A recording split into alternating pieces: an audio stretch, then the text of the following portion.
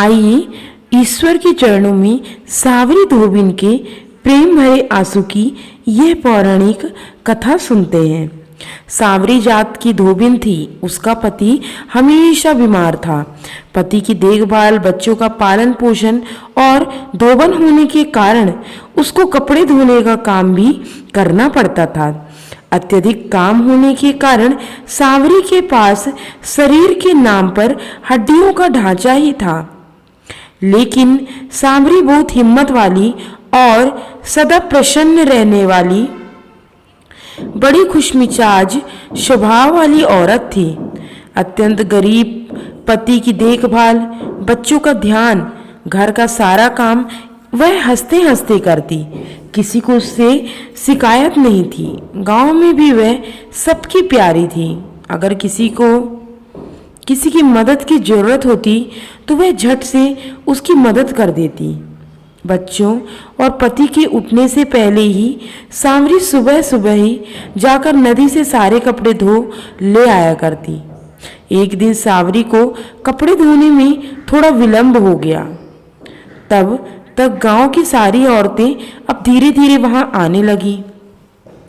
सब मिलकर वहां बैठकर कुछ देर के लिए बातें करती थी।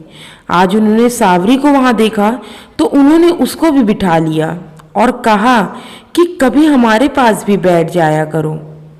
सावरी को घर बैठे बीमार पति और बच्चों की फिक्र थी, लेकिन अपनी सखियों के आग्रह को वह टाल न सकी और वहीं कुछ देर के लिए बैठ गई। तभी अचानक उन औरतों ने कान्हा के बारे में, उसकी शरारतों के बारे में, उसकी सुंदरता के बारे में, उसकी चतुराई के बारे में बात करना शुरू कर दिया। सावरी को कान्हा की बातें सुनकर बहुत ही आनंद आया। उसकी सब सखियों ने उसको बताया कि कान्हा नदी के पास उस पार वाले गांव में रहता है, क्योंकि उससे पहले उसने कभी भी कान्हा की बातों को नहीं सुना था। कान्हा के बारे में मीठी मीठी बातों को सुनकर सावरी उन बातों में इतना खो गई कि उसको वक्त का पता ही ना चला। कान्हा की बातें सुनते सुनते अब तो जैसे उसे कान्हा से प्यार हो गया।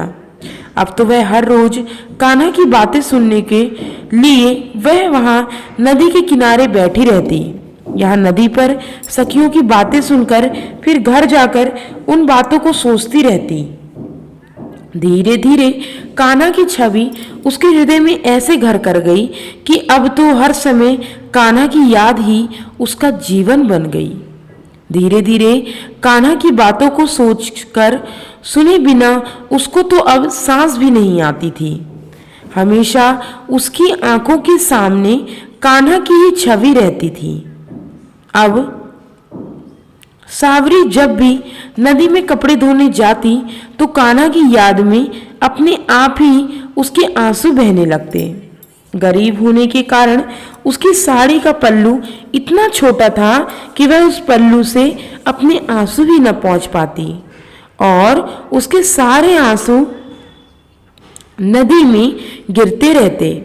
सावरी ने कान्हा की अपने मन में एक ऐसी छवि अंकित कर ली थी कि कान्हा टेढ़ी मेढ़ी चाल चलता है। उसके पीतांबर पर बांसुरी लटकी हुई है, सर पर मोर मुकुट, कानों में कुंडल, गले में वैजंती माला, पाँव में प्यारे से प्यारे छम छम करते घुंघरू और कोमल कोमल से पाँव। कान्हा इधर उधर भाग रहा है।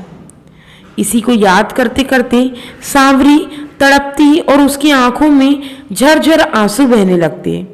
सावरी हमेशा यह सोचती कि सारे गांव के मैं कपड़े धोती हूँ, कितना अच्छा होता अगर कान्हा के वस्त्र को भी मैं धोती, उसको अच्छे से इस्त्री करती। ऐसा सोचते सोचते उसका मन व्याकुल हो उठता। अश्रुओं की जलधार उसकी आंखों से बहकर उसके वक्ष स्थलों को भिगोती हुई नदी की जलधार में मिल जाती। एक दिन ऐसी ही सांवरी नदी पर वस्त्रों को धो रही थी और नदी के उस पार कान्हा राधा संग एक उपवन में सखियों द्वारा सजाए हुए सावन के झूले पर बड़े आनंद से झूला झूल रहा था। सावन अपने पूरे यौवन पर था। चारों ओर प्रकृति ने अपनी अत्यंत अलौकिक और अद्भुत छटा बिखेरी हुई थी। हरे हरे वृक्षों के पत्तों पर पक्षी ऐसे विराजमान थे जैसे कि अभी अभी वह सब नहा धोकर आए हैं। चारों ओर का वातावरण आनंदित और मन को पुलकित करने वाला था। राधा संग झूला झूलते हुए बीच में राधा की अत्यंत सुंदर छवि को देखकर कान्हा बीच बीच में मुस्कुराते और राधा रानी सर को लज्जा से झुका लेती। दोनों की प्रसन्नता से भरे चित्त को देखकर सखियां और जोर से झूला झुलाने लगती। आज तो आकाश में बादल अटखेलियां खेल रहे थे।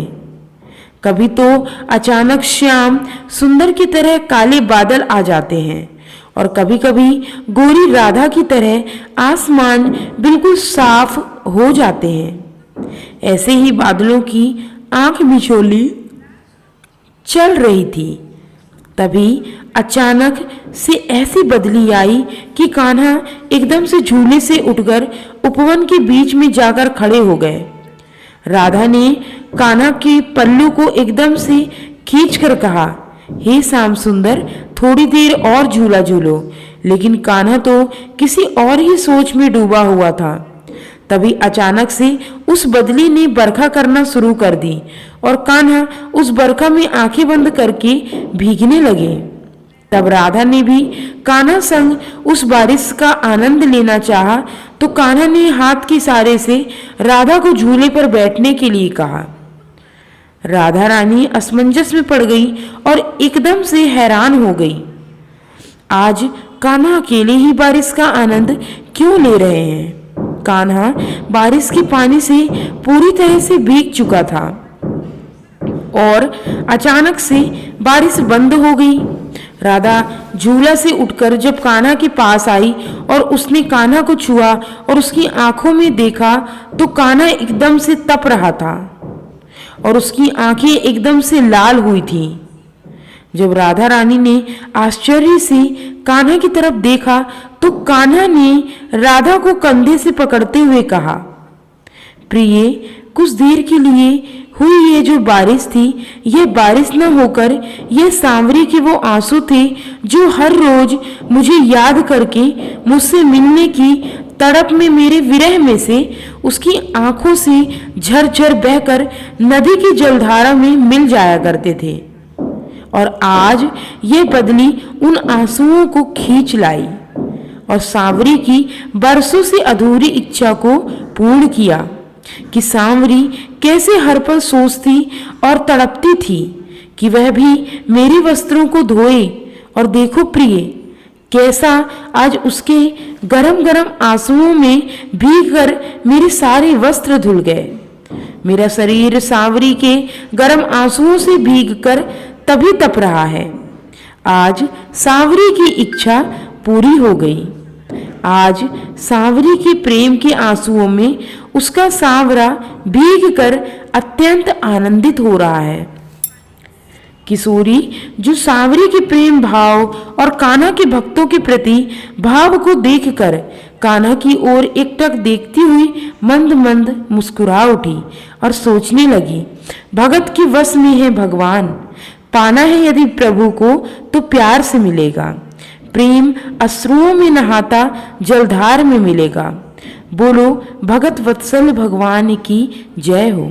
दोस्तों, मेरे द्वारा यह प्रेम भक्ति की कथा यदि आपको पसंद आई हो तो मेरे YouTube चैनल उमंग जिंदगी को लाइक, शेयर और सब्सक्राइब जरूर करें। Thanks for watching.